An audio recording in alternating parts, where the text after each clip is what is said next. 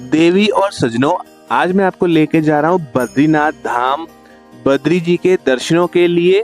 तो आइए शुरू करते हैं आज का व्लॉग। चंडीगढ़ से बद्रीनाथ धाम 462 किलोमीटर की ड्राइविंग करने के बाद मैं पहुंच चुका हूं और बद्रीनाथ जी की आरती की 4 पंक्तियों से हम शुरू करेंगे अपनी यात्रा। तो आइए शुरू करते हैं। पवन मंद सुगंध शीतल हेम मंदिर शोभितम, निकट गंगा बहत निर्मल, श्री बद्रीनाथ विशंभरम, श्री बद्रीनाथ विशंभरम। बद्रीनाथ भगवान विष्णु के 108 दिव्य देशम अवतारों में से एक, वैष्णवों के लिए पवित्र तीर्थ स्थलों में से एक है। बद्रीनाथ मंदिर के साथ योग्य ध्यान बद्री, भविष्य बद्री, आदि बद्री और वृद्ध बद्री 5 बद्री मंदिरों में से एक मंदिर है।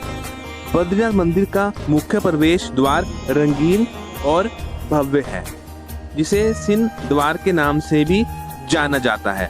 मंदिर लगभग 50 फीट ऊंचा है, जिसके शीर्ष पर एक छोटा गुंबद है जो सोने की परत वाली छत से ढका हुआ है।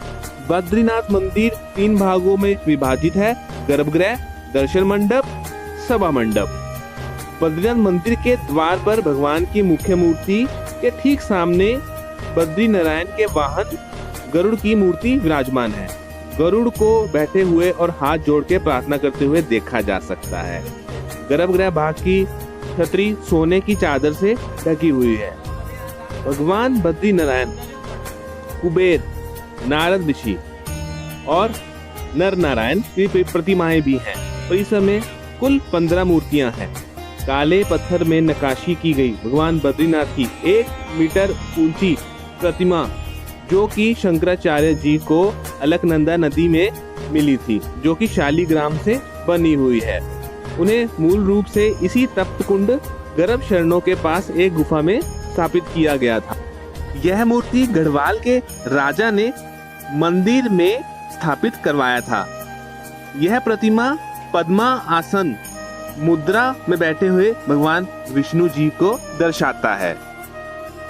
दर्शन मंडप में जैसे कि आप जाएंगे तो आप देखेंगे भगवान बद्री नारायण 2 भुजाओं में शंख और चक्र से सुज्जित हैं और 2 भुजाएं योग मुद्रा में आराम कर रही हैं।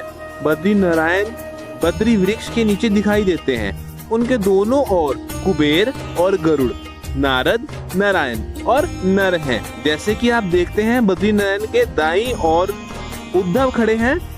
सबसे दाईं ओर नर और नारायण हैं। नारद मुनि दाईं ओर सामने घुटने टेके हुए हैं और उन्हें देखना मुश्किल है। बाईं ओर धन के देवता कुबेर और चांदी के गणेश जी हैं। गरुड़ बद्री के नारायण के बाईं ओर सामने घुटने टेके हुए हैं। और जो यहाँ पर सभा मंडप है, यह मंदिर के परिसर में एक स्थान है जहाँ तीर्थ यात्री और श्रद्धालु एकत्र होते हैं।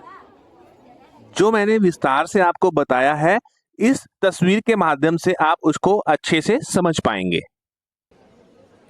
बद्रीनाथ अलकनंदा नदी के किनारे स्थित बद्रीनाथ नाम न सिर्फ उत्तराखंड के 4 धामों में शामिल है, एक प्रमुख तीर्थ स्थल भी है।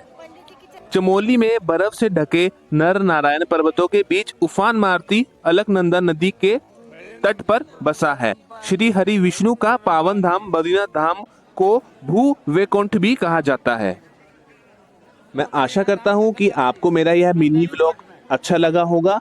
मैं अपने अगले व्लॉग में आपको बद्रीनाथ धाम और विस्तार से दिखाऊंगा और आसपास के गांव भी दिखाऊंगा और आपको वेद व्यास जी की गुफा, गणेश जी की गुफा, वहाँ सब हर चीज़ के दर्शन भी करवाऊंगा।